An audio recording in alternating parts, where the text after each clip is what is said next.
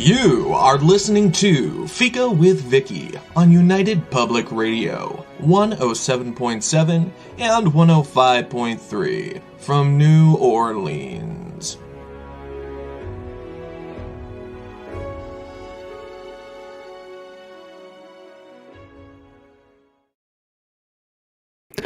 Hello, everyone, and welcome to Fika.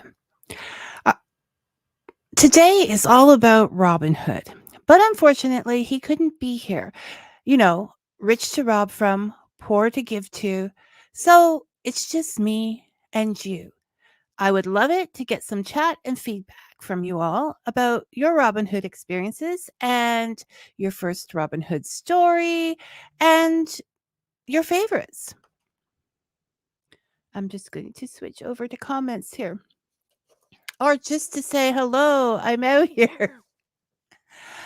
I called this episode Robin Hood, the legacy, the legend, and the legacy.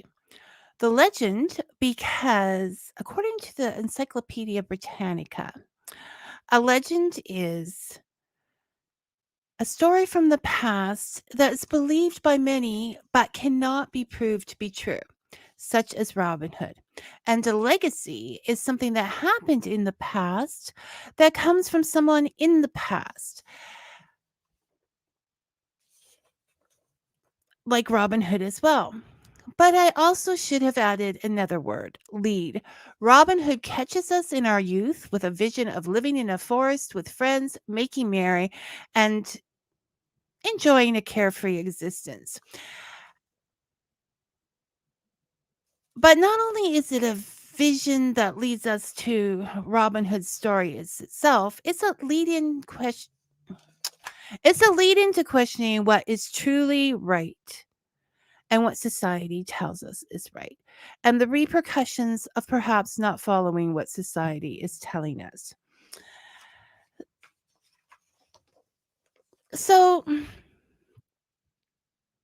today is going to be more about, as I said earlier, what brought us to Robin Hood and how his tales have transformed into shows, movies, television series, artworks, festivals, and even oracle decks. And and how those different transformations have affected the story for better or worse. I have my opinions, but I always want to hear yours.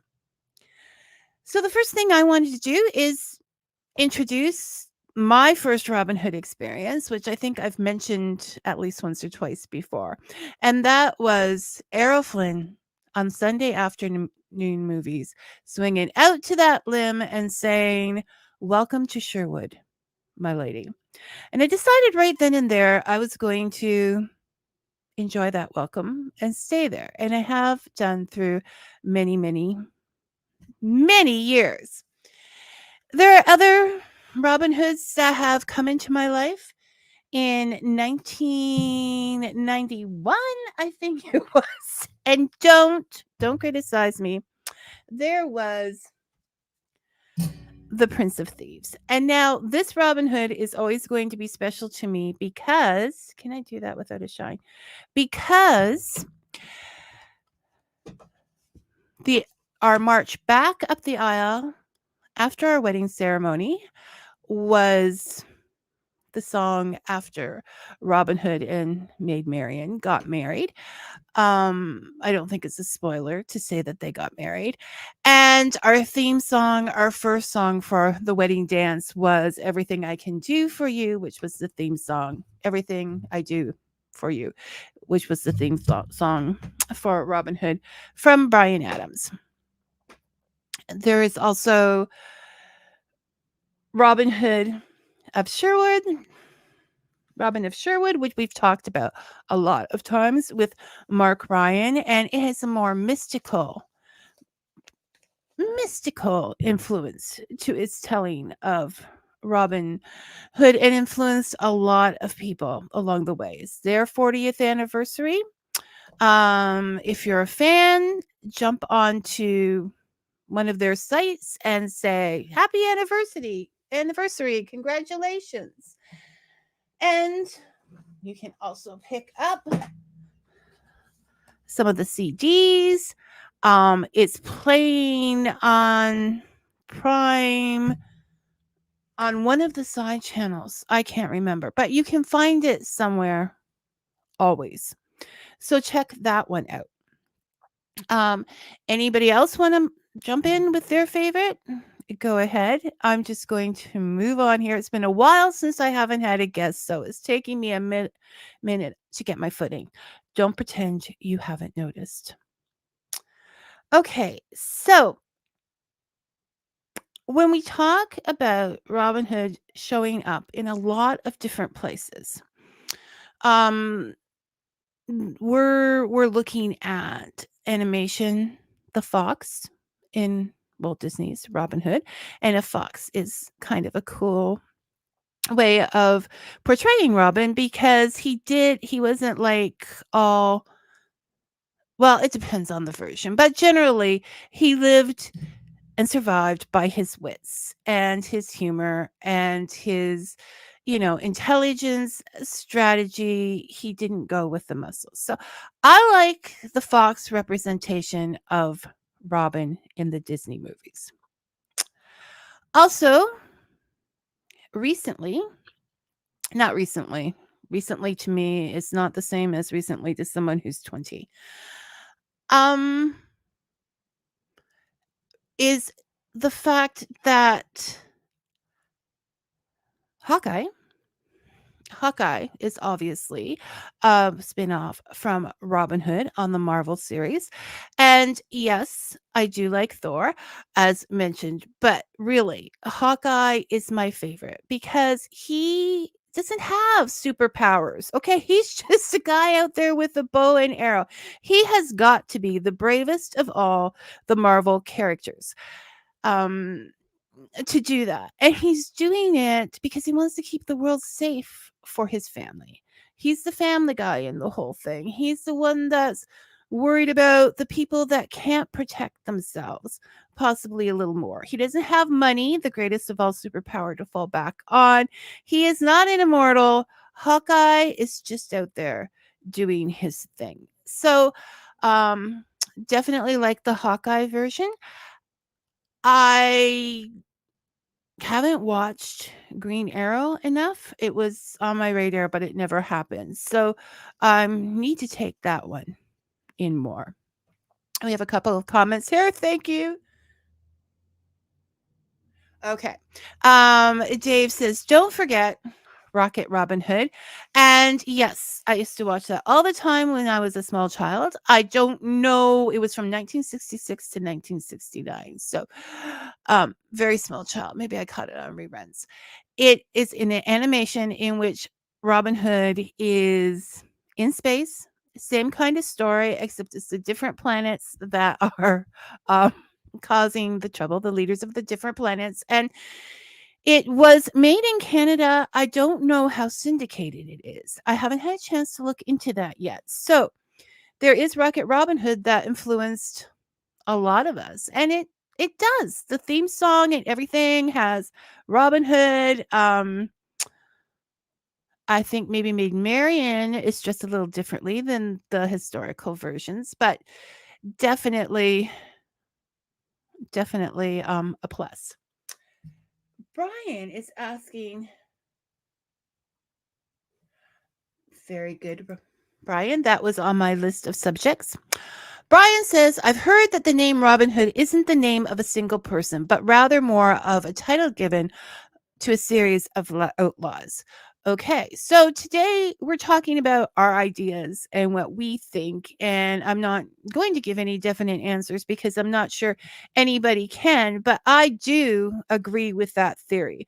I've read about it. It seems obvious to me that it is more of a, there it is, theory that Robin Hood is more of an office job title than a person. And that makes perfect sense because everybody wants to claim Robin Hood. Um, and it really is, he really is a symbol of justice and, fighting back at the class system and over over taxation and exploiting people. And so mhm, I can't say yes, that is the theory, Brian, but amazingly enough, I agree with you on that one. Yes, Men in Tights. Thank you for bringing that up. I have a list, but I don't want to just sit here and go through the list. So let's not forget the comic version, Brian says, of Robin Hood Men in Tights. I suspect medieval folks would have enjoyed the humor. It it is very humorous, and especially about the costumes. This is another thing. Robin's manner of dress has changed over the years, and looking a little cooler these days. But who knew what was cool back in? Well, we know what was. Good morning, Vicky. Hello, Robin Sims. I need to use the last name today because there's so much Robin going around. The first Robin Hood movie I ever saw was a black and white The Adventures of Robin Hood in 1938, and I loved it as a kid. What was your first Robin Hood movie scene and your favorite movie if you had to pick? Okay, as I said right at the beginning, but I will sing his praises. The same one, Robin, the 1938 The Adventures of Robin Hood that used to come on the Sunday afternoon movies with Errol Flynn, and that was my catcher. It was, it was pretty, it was big, there was swinging from trees. What was not to love? So um, Brian said, Dave said, I watched Rocket Robin Hood as a small child. That was yesterday. Lots of laughs. I agree that you were a small child yesterday, David. And will probably continue to be one today, you dear man. So yes, we also have comedic versions of Robin Hood, which we've enjoyed over the years. He is there always in all of these different roles. So the theory that it was a role, that it was more than one person, I think is wonderful. And I will get more people in the know to come in and talk about those things. But I believe there should be a little bit of Robin Hood in all of us. So I just wanted to comment before, someday I have experts in and stuff about the whole idea that Robin Hood doesn't have, as I was researching this, there would be, there needs to be more female representation or whatever in Robin Hood. So we'll go with the idea that I always go with first. We are all the characters in the story. So if you are a girl and you want to be Robin Hood, it's a very non-gender specific name. So if you want to be Robin Hood, be Robin Hood. Don't let the details bother you. Next, also with Hawkeye, he is also changing the role, moving the role on to a female. I think that's what's happening. I mean, I don't know how this is all going to play out. But so Robin Hood is a role. As a role means you can be Robin Hood, and we may see more of. I think there was another series, Young Robin or something, that had also, okay, let us not forget Maid Marian. Okay, she is an integral part of this whole thing. And you may say, oh, but she just has a small part. Women's Place at that time, the fact that she went out and defied the rules and went to live with a bunch of outlaws out in the forest is completely courageous. And because granted, she had connections, so it's always easier to do these things when you have the money and the people to fall back on. Everybody wants to marry you because they want your land, being exploited herself, but she made courageous moves. Um and you know mm, the roles were much more specified then, so she did her own fighting of oppression. um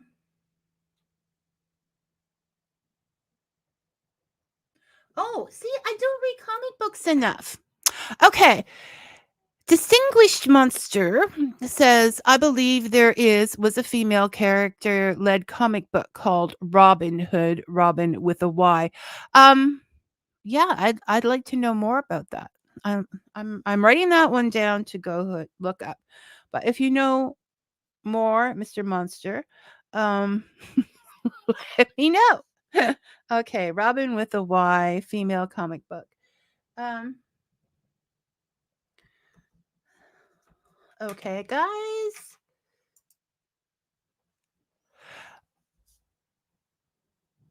Okay, right, Brian.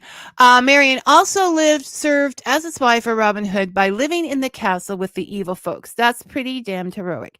It is. It is. I just, I don't, maybe because she wasn't recognized. I don't know, but I don't think when people are arguing these points, they give Marion enough credit. She was like, even if you take the I don't have everything, but I try.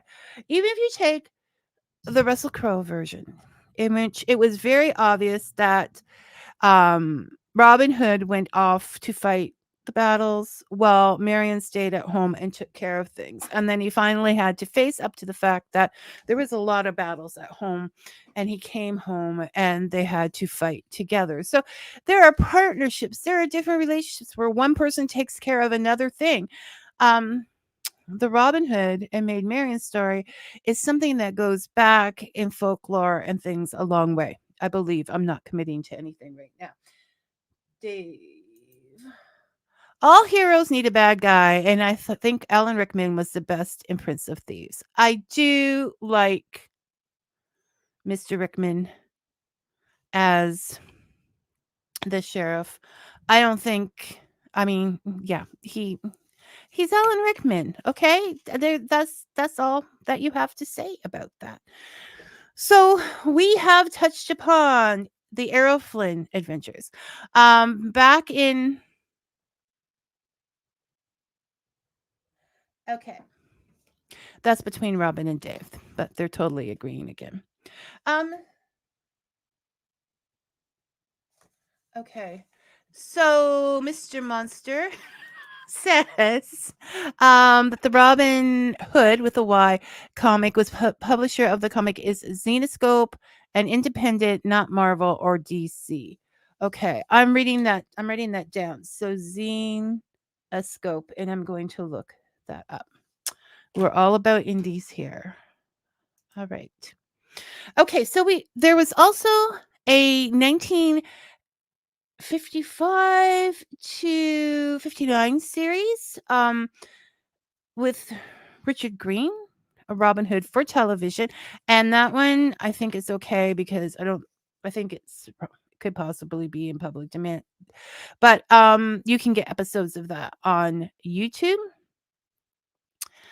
Men in Tights, Russell Crowe. There was a recent 2018 Robin Hood with Darren Egerton. A silent Robin Hood with Douglas Fairbanks back in 12. Robin Hood was back in 1922. And the distance, and so many more. It just blows me away how many Robin Hoods there are, and that's not to mention the books. Okay, I'm not even going to get into the books right now. I've got a couple that's going on, except for Ivanhoe, and it's one of my favorite Robin Hood stories. Robin Hood is not a main character in Ivanhoe by Walter Scott or Sir Walter Scott. He's not a main character, but he's definitely important to the ideas behind Ivanhoe and to the idea of equality, treating people decently. I mean, the main themes of the story are the struggles between the Saxons and the Normans and Christianity and Judaism during that time. And Sir Walter Scott has a quote: "Will future ages believe that such stupid bigotry ever existed?" And they would most definitely, Mr. Scott, Sir Scott, because they're looking at it every day. It amazed me when I read this book. Was not that long ago, probably 10 years ago. It, how many of the problems, how many of the accusations, how many of these things run through our lives today. Now, yes, there has been progress made because in many countries, because the penalties are not as strong as they were. Mobs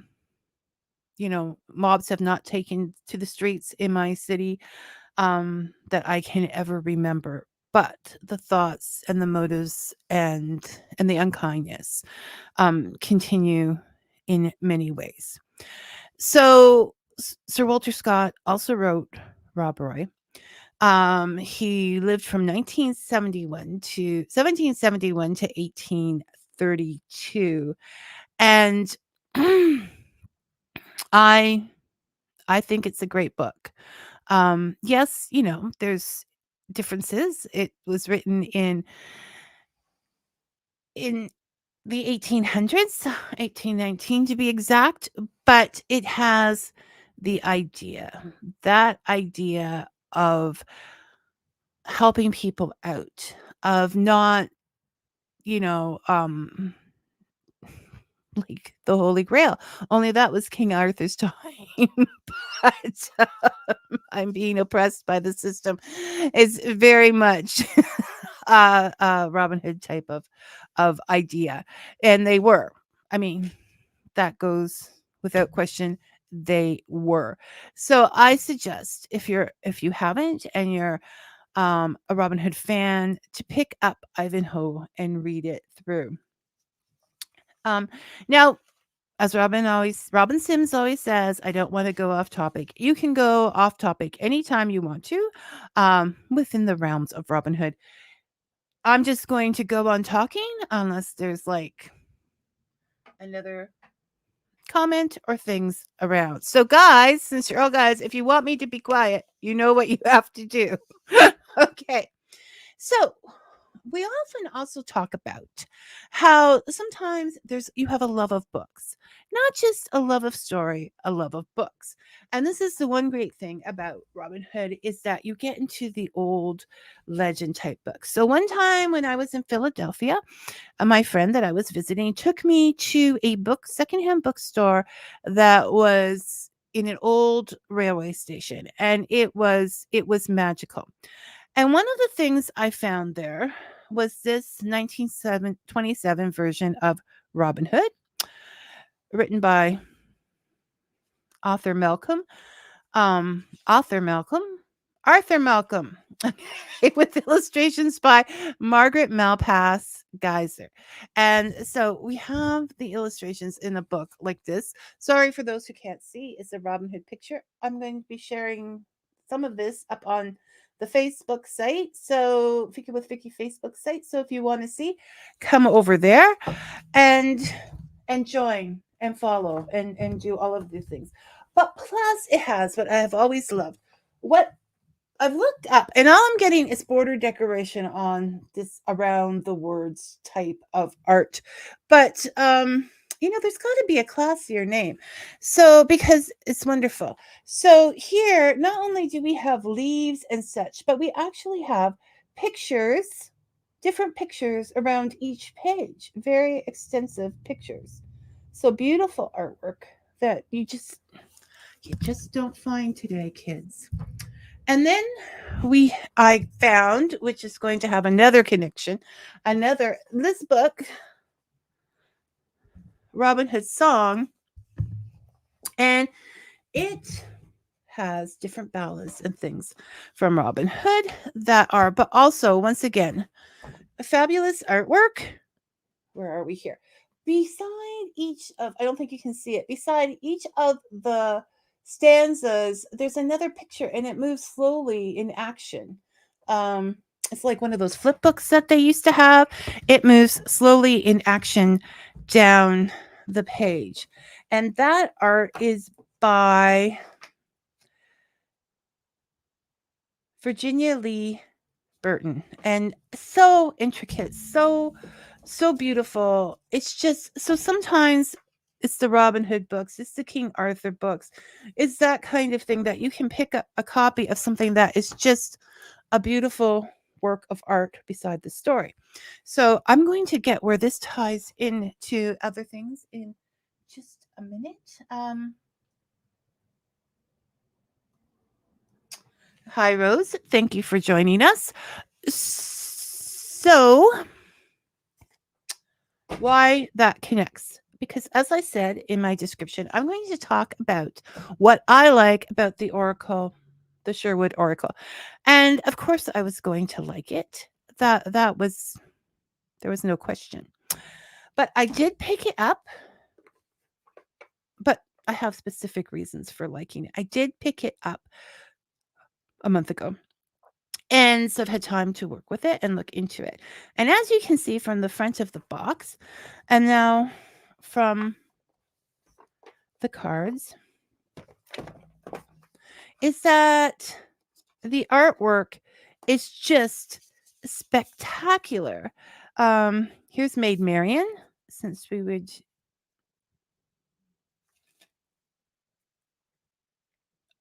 Let me get that in the light. Maid Marian in all her glory. It's fabulous.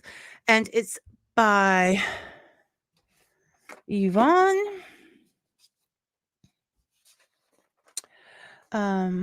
It's by Anne Yvonne Gilbert.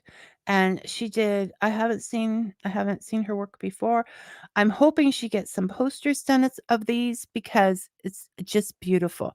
Another thing I love, because I know that when we did talk to Mark Ryan, he was not sure about it not having borders. He'd never worked with tarot before, but I love the fact it doesn't have borders because it allows the story to flow from the card right out into your life.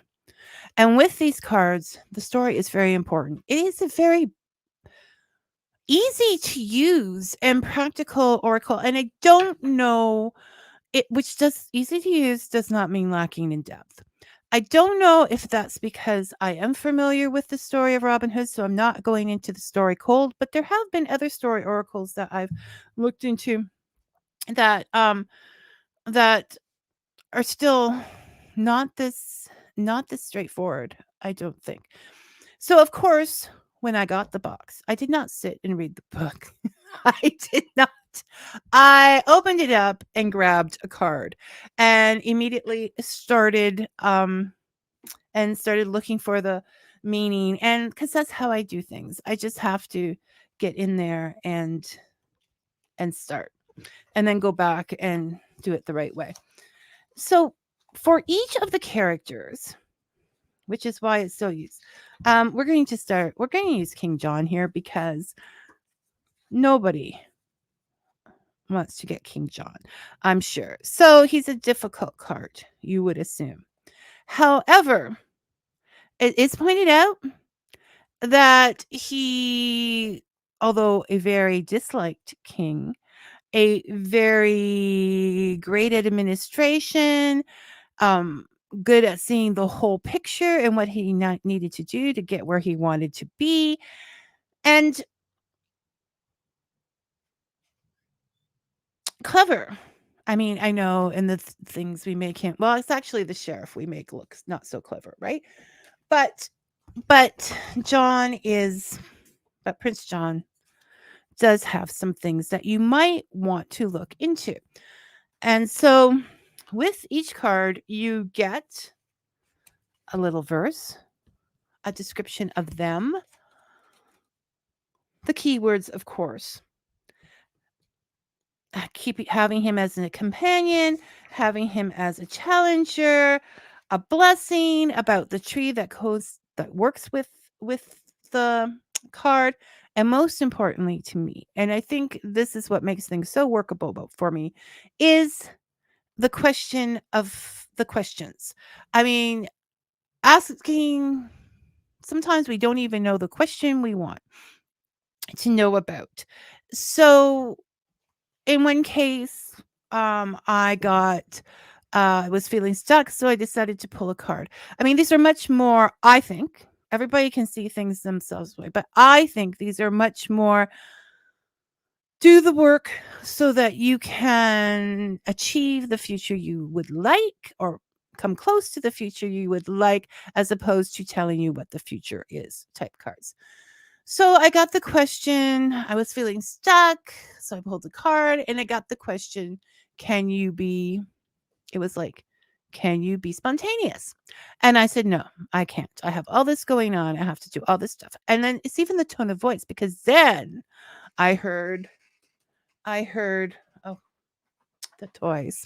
Because then I heard, Vicky, can you be spontaneous? And I was like, oh, okay, I can. And so the tone, the questions, all of it makes a big difference. You may be looking for an answer you don't even know. So love the questions. Love the fact that it goes back and talks about being in nature, living in that forest, as the vision was originally. I just wanted to read one paragraph here. Usually in the warmth and comfort of a sleeping bag, ground mat, and under the protection of a simple cover, a minimal campsite among the trees is a welcome gateway to otherworldly dreams and insights that have informed and enlightened more than one wanderer in the esoteric multiverse. Yes. I mean, seriously, I quite often, because I just want to be secluded and on my own when I'm pulling a card, um, listen to rain on a tent top ambiance, because it's the most beautiful sound in the world. It's the most peaceful sound in the world. And I have so many fond memories of just, being in the tent while the rain is falling. It's the best sleep you're ever going to get. And therefore, of course, the best dreams. I didn't want to forget anything. There are also different readings. I will get to that eventually in time. Right now, I could spend a year just getting to know these people. Um, Better than I know them in the direct thing. So there's several different readings to do. Um, Cardstock. People always ask about cardstock. Okay, so it's a little bit smaller than the Wildwood cards, which, I would pull this out to do this before the show, and I got Six of Stones exploitation, which is really cool because that sort of is like a Robin Hood subject.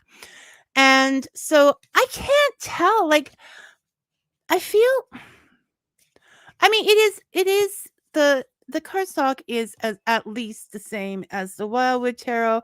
My theory is, if the cards wear out and you love them, buy a new deck. This is also, you might want to add this with connections. This is also, speaking of the Wildwood Tarot, this is all part of its own legacy with John Matthews, the Green Man Tree Oracle, which I think may come under a different name right now. I can't remember. The Wildwood Tarot and the Greenwood Tarot, which I don't have a copy of, but rumor has it that they may be coming out at some point again. So I have that to look forward to. So, all in all, a beautiful, very workable, very close to nature. If you're not, so much it talks about the elements as fire and shelter in a survival way. I think it's just a very practical oracle, the way I also found the Wildwood Tarot to be a very practical tarot. So I like it. I think you should give it a try. And that is my Wildwood, my Sherlock, which is another whole tarot. My the Sherwood Oracle likes. So okay, so we're back to some comments because I talked. Thank you. Dave says one of my favorite Star Trek Next Generation episodes was the Robin Hood one when Worf said, "I am not a merry man." Yes. So Robin Hood shows up twice now in science fiction between Rocket Robin Hood and Star Trek. Robin says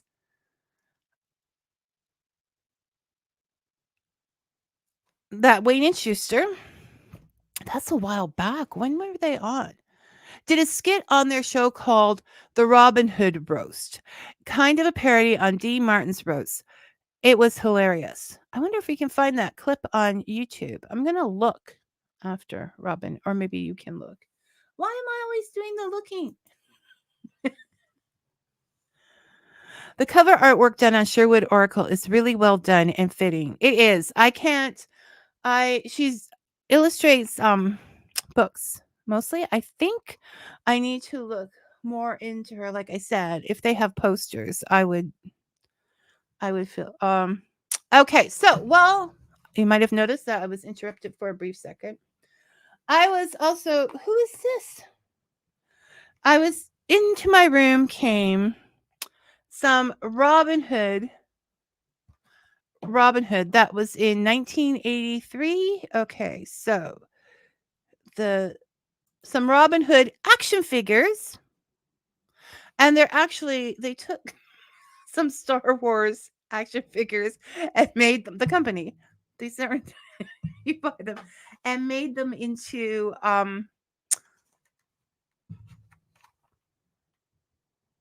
Robin Hood characters. So this is, if you can see, Robin Hood Friar Tuck, and always a favorite of mine. And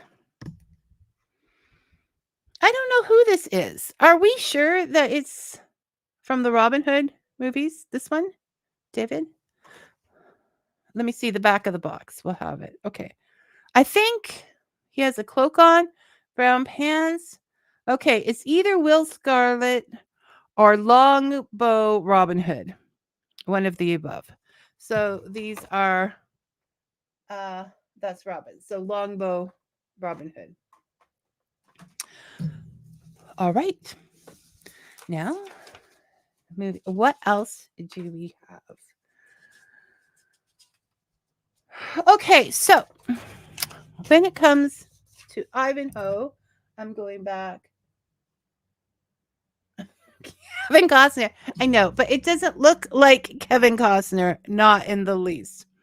So one of the great things about these older stories is that we can, as long as we have a computer, if you can listen to Vicky right now, you can also get Ivanhoe and probably some versions of Robin Hood. I mean, I know the Howard Pyle is on there. It's not my favorite, and I've been trying to remember why. It's not my favorite. Um, like I had it and I sent it away. So I don't know. I'm sorry. It's not like he's here that can hear us, but for some reason it's not my favorite. But you can get the Howard Pyle version and other versions on, as I've mentioned before, Project Gutenberg. Brian will say, look in your own area because they're all different. But these stories are so old, I don't think it should be an issue. Regardless, it is possible to have a book in every hand with Project Gutenberg. And no, that isn't a commercial, but wouldn't it be great? A great commercial. As I was reading it, it's like a book in every hand. Thank you, Project Gutenberg. So you can go back and you can read those books for free. And then if you want to spend money, read many of those, because this is what, like any good book that has to do with folklore and things like that, they will have.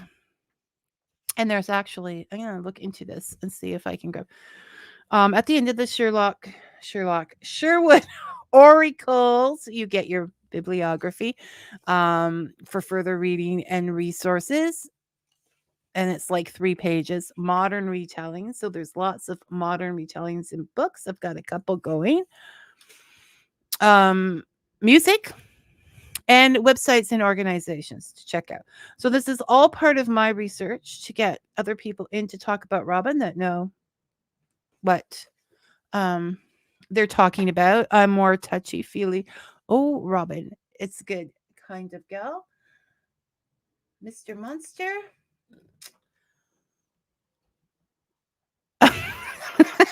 Which is the whole cast of Robin Hood characters. Oh my goodness, I am so far behind.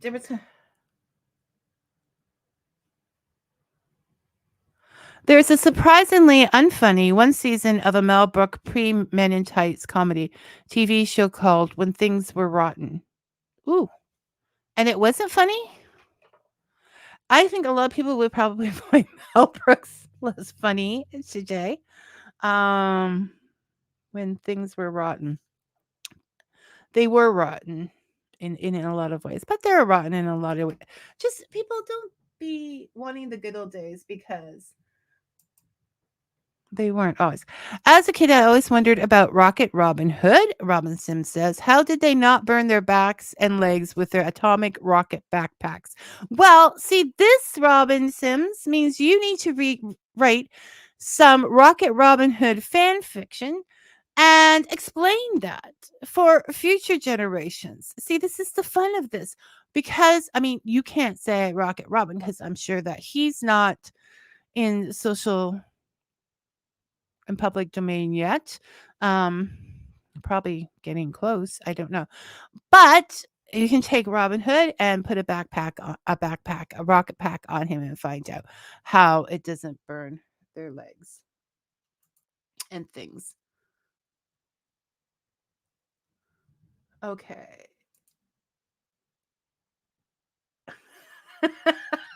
Okay. Okay. So, oh,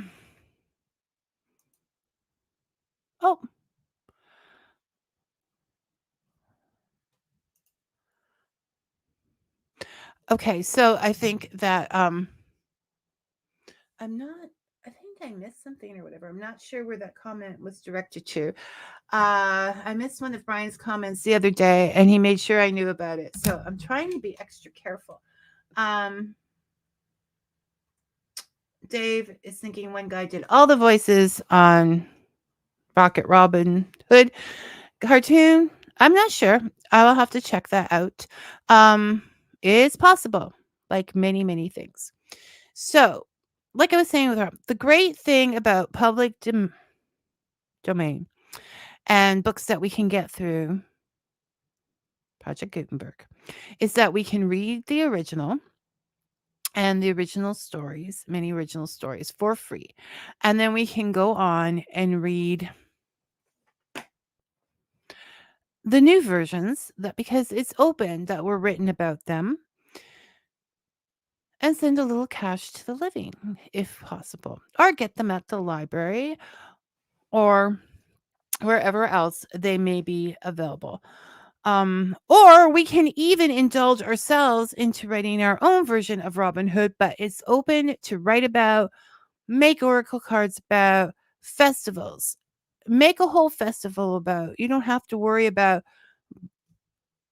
trademarks or any of that stuff. You can just go ahead and play those things. So, what Robin Hood means to me, which is all important. And I would love to hear what Robin Hood means to you as well. But what Robin Hood means to me, of course, as a kid, it was living in the forest, camping forever, having a bow and arrow because everybody wants one. But as I grew, it was the taking from the rich and giving a poor to the poor. I mean, even at a very young age, you realize that's a noble thing. Maybe because you have no money and you're feeling like the poor. But it really does have to do with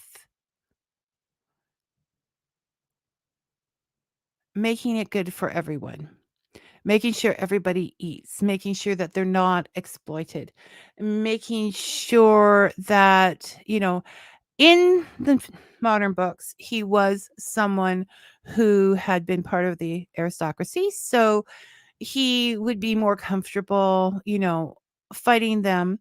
But in the older books, he was a yeoman. I will not say just a yeoman, a regular guy, and fighting for his family and for the rest of humanity. Like everybody that was there in the forest, all bringing their different traits.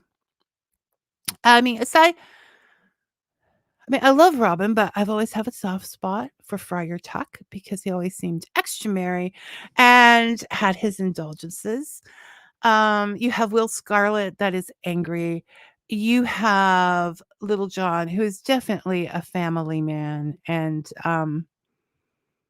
you have this is another thing. I was pulling out the cards to show their size, and I pulled the Saracen, who is really it's the Mark Ryan card, but Nazir on Robin of Sherwood and has shown up after that in many of the talks, the shows, movies, along the way. Robin Hood is an idea for idealistic people, and I think maybe he is not a costume. He is just a guy in a hood. So he's not a costume. He's not fancy. He's an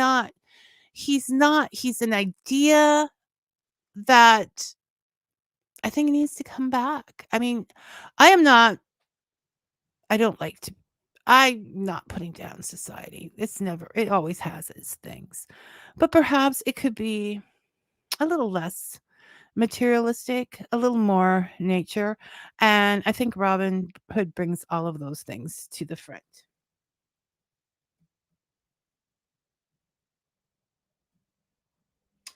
Yes, tree houses. Tree houses are the best part of Robin Hood.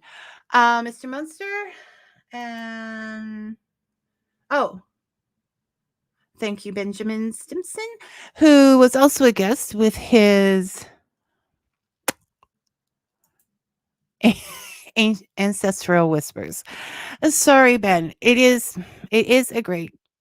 I mean, not because I'm doing the show about it, but Robin Hood is everything you need to have. He's been everywhere, done everything. Um, Good for you, Robin. Okay, Robinson says I'm going off topic, Vicky. That's it. You go off topic. Mr. Monster has one cool profile picture, the Count from our hilarious House of Frankenstein. And yes, I do not know Robin Sims or Mr. Monster in real life. But, when you're kids and you grow up in a certain area or country, you have similarities that you connect on. David, are you writing a book? I can't read all this.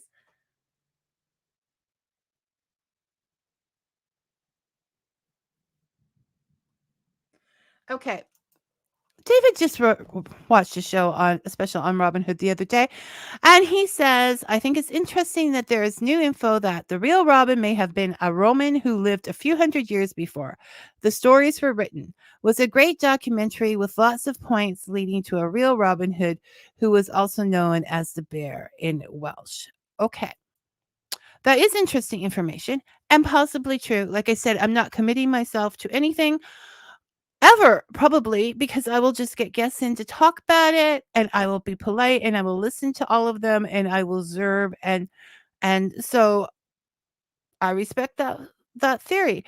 But there are also theories that I mean, but then it could have been a real person that I mean, this goes back, it is integral and it wraps around so many other tales and has it's been alluded that with the green man and all of this stuff. So I just want to let other people talk and then we can all just make up our own minds. um okay, Mr. Monster. I still don't think I want to try it too many times. The Bears is King Arterial Arthur. But there are connections with Robin Hood, with other tricksters and folk heroes. Yes, and there's connections and things all over the place. So I'm not making I'm not.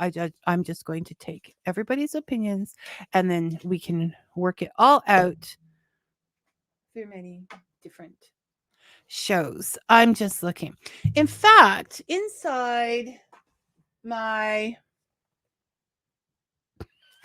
the Song of Robin Hood book that I found with the original ballads, I actually found this, and I thought was pretty good on the way to where things in. Unfortunately, in presenting folklore to the public, many editors have tried to interpret it unnecessarily and have often distorted it in the process.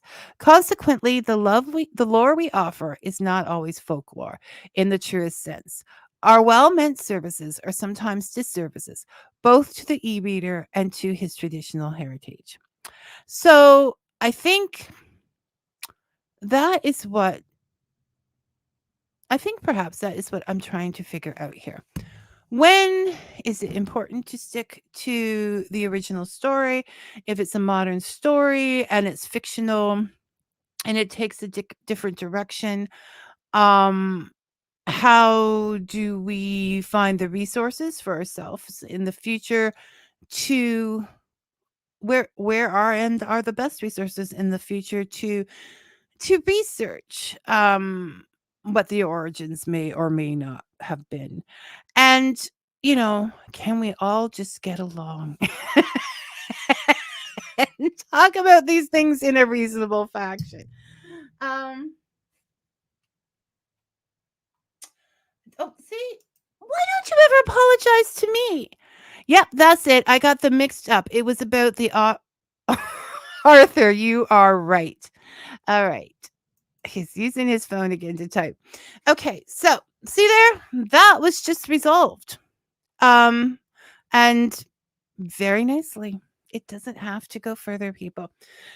So yes, Robin Hood, fantastic character, fantastic creator of behind so many different things.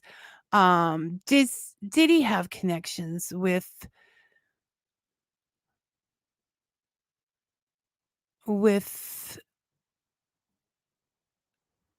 different folklore? I was just thinking about the Arthur thing, and I wanted to bring up that um the movie King Arthur 1984, I think.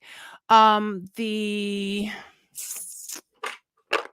one author, John Matthews, worked on the research end of it, contributing thoughts in that, and Mark Ryan worked in choreographing the battle scenes. So everything is connected. Everything.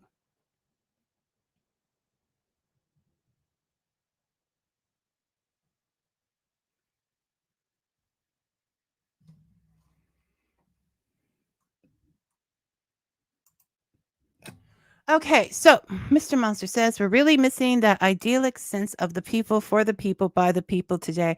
And all the versions of Robin Hood wonderfully retain that, and no wonder it lasted as at least a folktale. Yes, I agree. But also, I have to agree that quite often people from opposing sides will both think that they're doing the best for the people. And it's really gotten complicated when trying to discuss anything about, I've stopped. I'm stuttering now because I'm thinking too hard. There's a lot of different points I wanted to make today, and I realized no, because they could be both. Taken both ways, and I wouldn't want to fuel the other side. Not that anyone needs to know what the other side from me is. It is that in Robin Hood, the people stood up against the government to feed themselves and the poor. However, we are too government sided now, I think, to say the government. We have to have another villain because both sides are going to say Um, well, we're doing what's right for the people. We're the ones that's taking away the unfairness. And so by simplifying Robin Hood, we may be able to simplify things in not in a political sense, but in a social sense. I know that a lot of different songs and things that I thought were my anthem have been taken away by other anthems, people's anthems, because and I thought, "Oh my goodness, I didn't think that could work that way." So I think we need to be very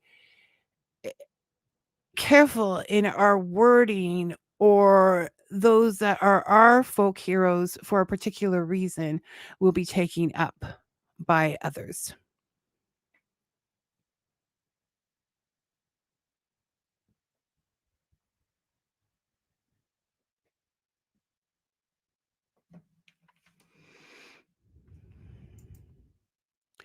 This is true. I was mentioning when I was talking about Ivanhoe that it was the Saxons versus the Normans, a commentary on the relationships between Christianity and Judaism, and just, I mean, England was stomped by a lot of different groups, and each of those groups stayed and then made enemies with the others until now, you know, um, there's still but somebody in in a pub somewhere slamming their mug on the table and mentioning the Normans in an impolite way, but it is. And that line, will we ever see the stupidity of the bigotry? Um, where are you? Believe that such stupid bigotry will future ages believe that such stupid bigotry ever existed? Yes, we will. And Robin Hood is a powerful tool, a powerful story, a powerful weapon, and we need to be sure of how we're wielding it, because it cannot just be government. It cannot just be another people. It's not as simplistic as the Normans versus the Anglo-Saxons. It has to be an idea of freedom, equality, s feeding people, the social issues that really matter. And maybe, perhaps, he, as a story, can replace the story of political sides, of religious sides. Wouldn't it be nice if we could all just live in a forest like Robin Hood? But we have to totally understand the story first and not criticize the Kevin Costner version of it. Okay. I didn't mean to get so bossy at the end. David? Yes, the Robin in Once Upon a Time. I'm just going to say quickly, I think that that's a fabulous idea because it showed the two sides of Robin and that he had a choice. He could have chosen to use his powers of thievery or whatever to get for himself, but he chose to do it for all the people. So I think that's fantastic. Got a little opinionated today, folks. It happens. It's not just all giggles and coffee. It would be nice if it could be, though. I will look into everything that you said. I will look into experts on the story. I will have them in, as well as other books that have been written in the fictional sense. Thanks for showing up, Rumper Stomper Boo. Um, Dave, Robin Sims, Mr. Monster, Ben. I don't want to miss anybody. Brian. No, I would have died if I had missed Brian. Okay. Mr. Author Brian Griner was also here today. Thank you so much for showing up and being my guest. I would send you all. Is everybody in? Maybe I should send everybody a Timmy's card. Okay. All right. Um talk to everyone later. And Ben, how am I hearing? Thank you, Robin. Um You got that, Ben? It's not coming out. Okay, I can't even make a heart today. There we go. And we're good. So I'm going to close down the comments and just say, oh, okay, we're just going to leave Ben on there forever. That's okay. And just say, be careful where you point your arrow. And I'll see you all next week. Until then, may your coffee be hot and your story sweet. Thanks for joining us, everyone. It's just not going to be easy today, is it? Music, people, music.